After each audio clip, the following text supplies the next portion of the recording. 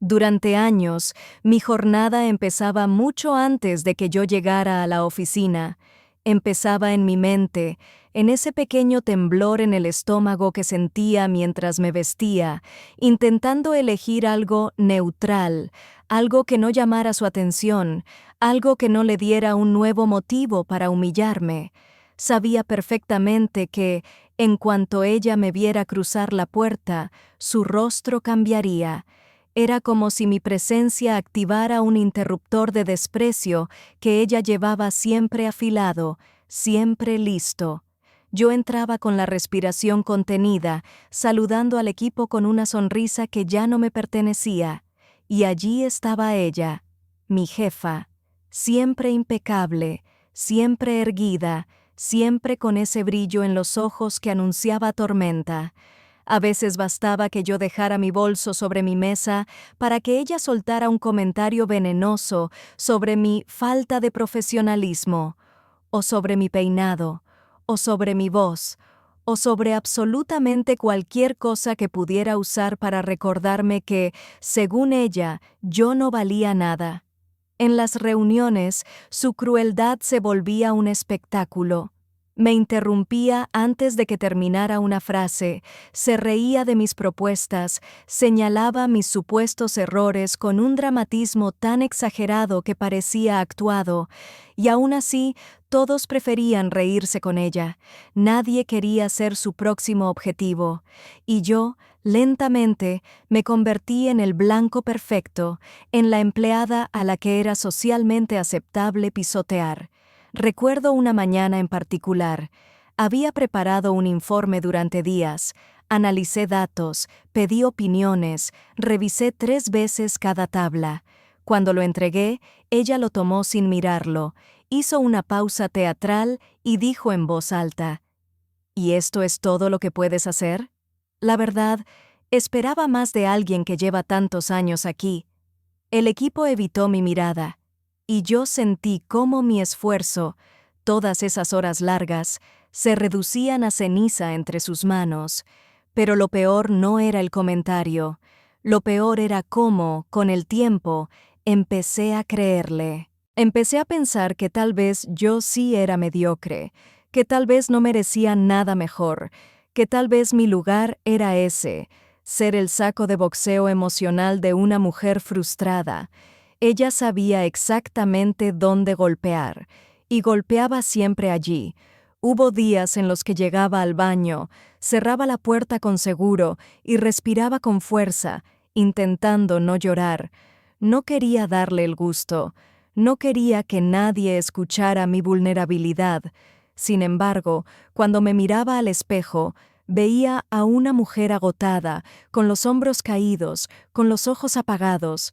Esa no era yo, o al menos no era la que yo había sido antes de trabajar con ella, porque antes era una mujer segura, creativa, con ambición, con visión, pero bajo su mando mi voz se volvió un susurro. Mis ideas, una sombra.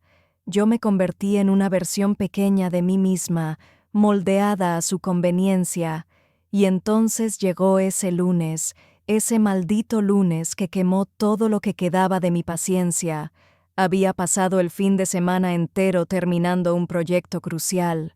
Dormí poco, comí mal, pero estaba orgullosa. Cuando se lo entregué, ella ni siquiera lo abrió. No leyó una línea, no escaneó ni un gráfico, solo me miró, hizo una mueca de fastidio y soltó: honestamente, no sé por qué te seguimos pagando. Las risas nerviosas alrededor fueron como agujas en mi piel. Ese día no me defendí, no contesté, no lloré. Ese día, en silencio, dentro de mí, una pieza se quebró y otra comenzó a encajar. No lo sabía todavía, pero ese fue el principio del fin, el inicio de la caída de una mujer que se creyó intocable y el despertar de la que yo había enterrado para sobrevivir. Cuando pienso en cómo empezó todo, siempre vuelvo k tomu первому дню, когда я вошла в эту компанию со слишком большим светом в глазах. Yo era joven, motivada, con un currículum limpio pero lleno de sueños. Creía en el mérito, en el trabajo duro, en la idea casi infantil de que si uno daba lo mejor de sí, los demás también responderían con respeto. Ella fue la primera que me sonrió aquel día.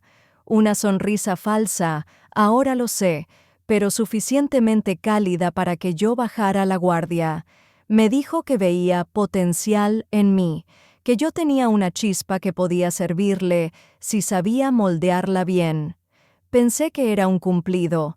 No entendí que estaba describiéndome como materia prima, como algo que podía usar, pulir, deformar y después desechar.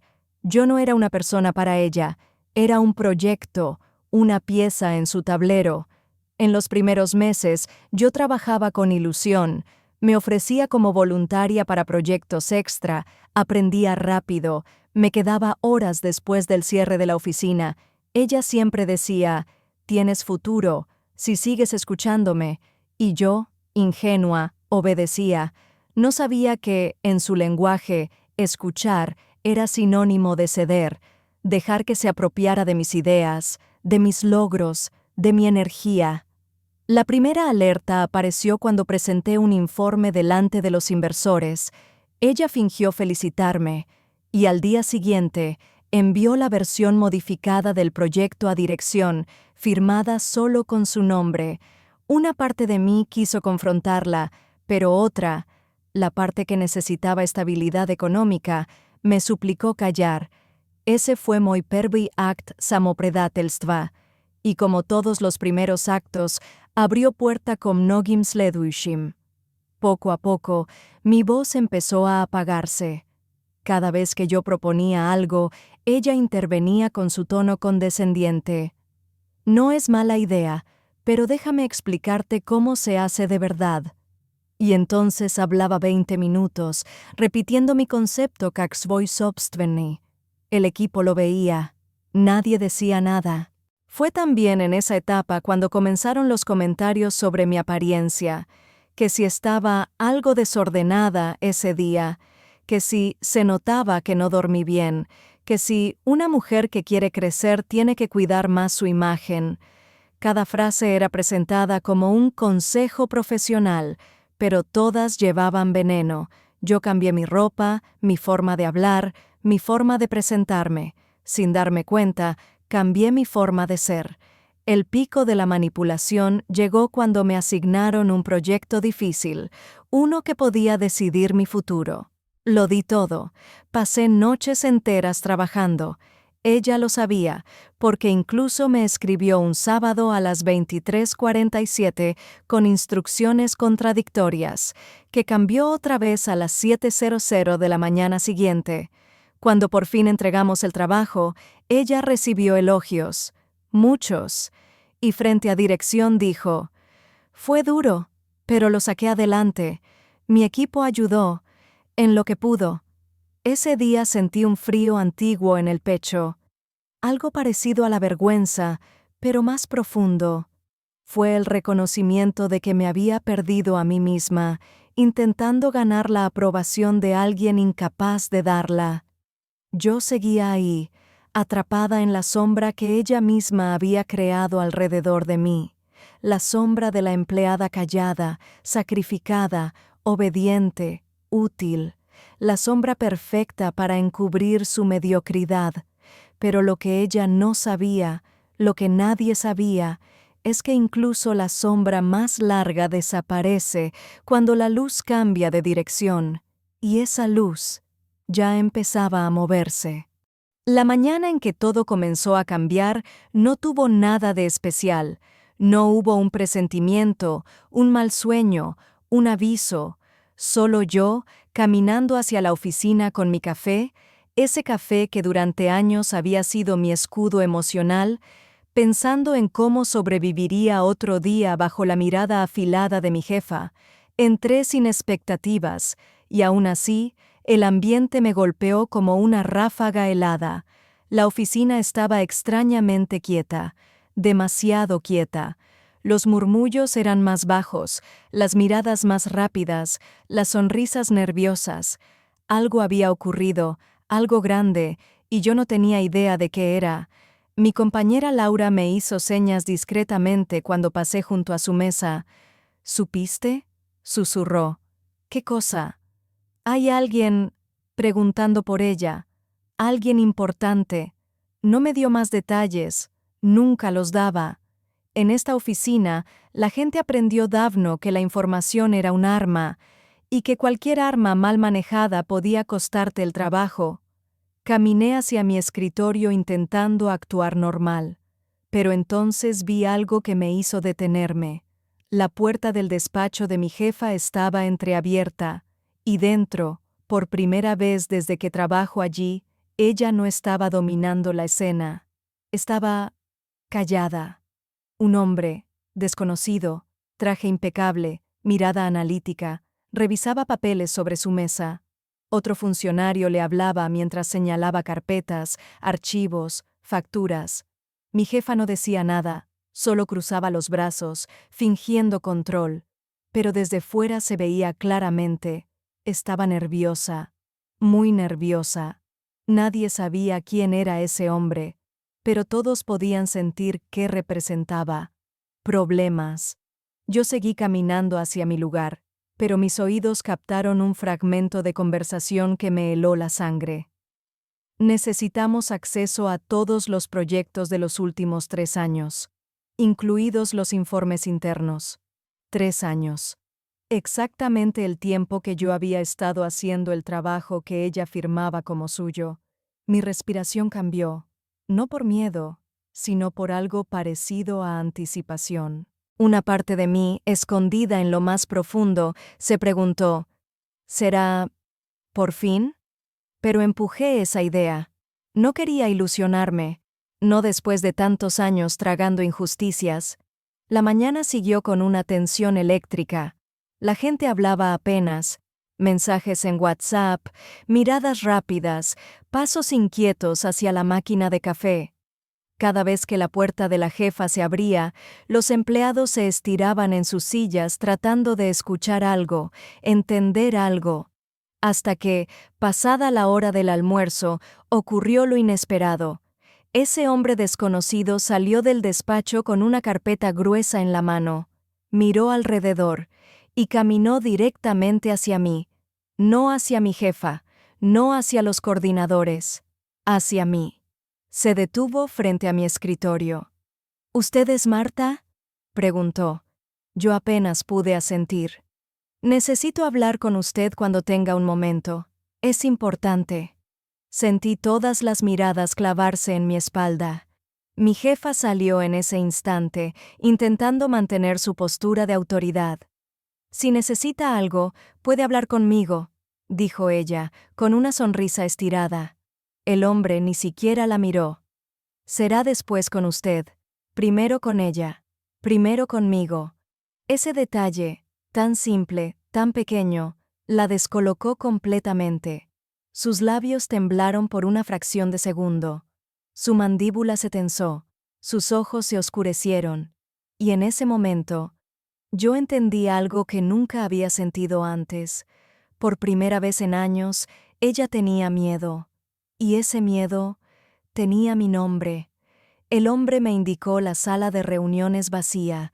Caminé hacia allí con el corazón golpeando mi pecho, pero no era el miedo que me acompañó durante años.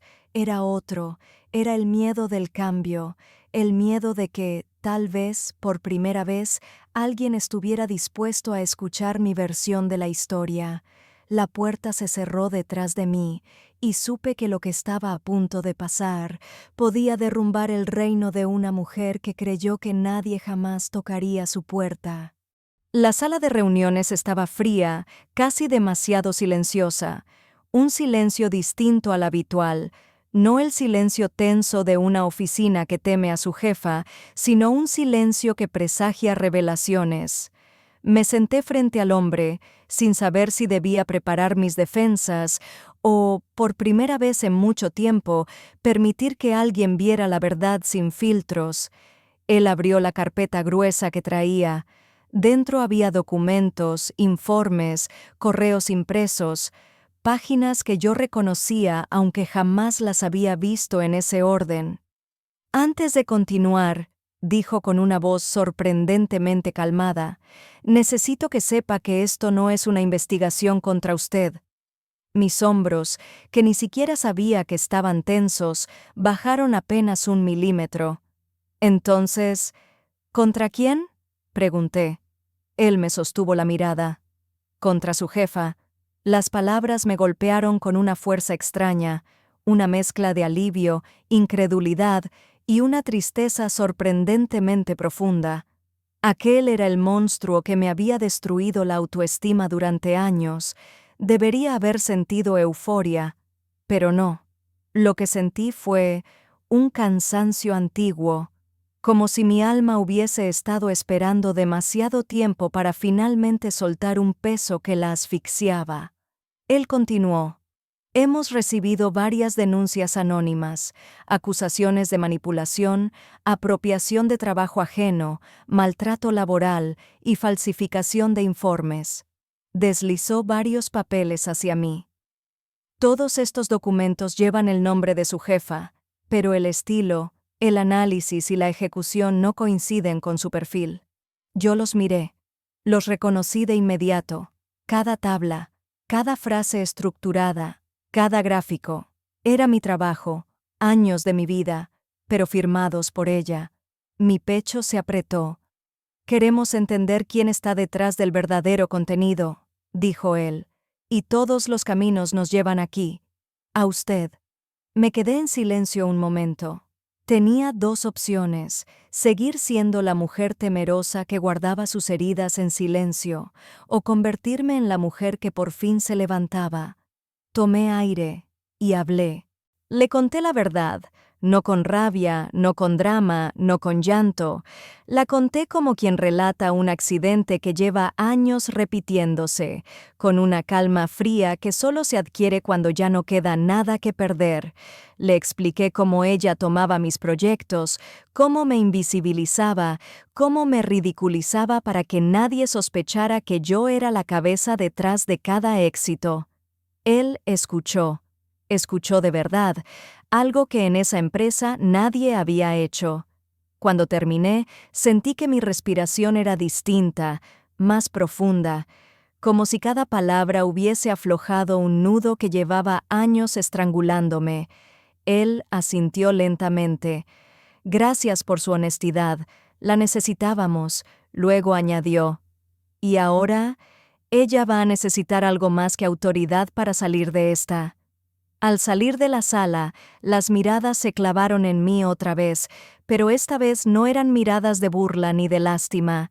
Eran miradas de incertidumbre, de sospecha, de algo que, tal vez, podía parecer respeto. Mi jefa estaba esperando afuera. Tenía los brazos cruzados, la espalda rígida, la mirada llena de veneno contenido. «¿Qué te dijeron?», preguntó. Yo la miré por primera vez sin miedo. Lo que tenían que decirme. Ella retrocedió un paso, no físicamente, pero en su mirada algo se quebró. La grieta que llevaba años negando finalmente se abrió. Y en ese microsegundo, lo supe, la mujer que me hizo sentir pequeña empezaba a caer. La noticia se propagó por la oficina como un incendio silencioso. No hubo gritos, ni caos, ni confrontaciones abiertas, solo susurros, miradas cruzadas, mensajes ocultos en pantallas que se apagaban al detectar movimiento. Y en medio de ese murmullo creciente, mi jefa caminaba como un animal acorralado fingiendo autoridad. Su andar seguía siendo recto, su ropa impecable, su perfume igual de intenso, pero algo en su energía había cambiado.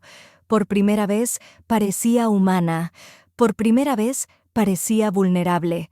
Pasaban las horas, y los hombres del departamento interno seguían entrando y saliendo de su despacho, revisando documentos, pidiendo acceso a archivos que ella juraba haber perdido, buscando firmas, cruces, inconsistencias. Yo, desde mi mesa, observaba la escena como quien mira una tormenta que se había predicho durante años, y aún así, verla llegar impresionaba. Mis compañeros empezaron a dividirse en dos grupos.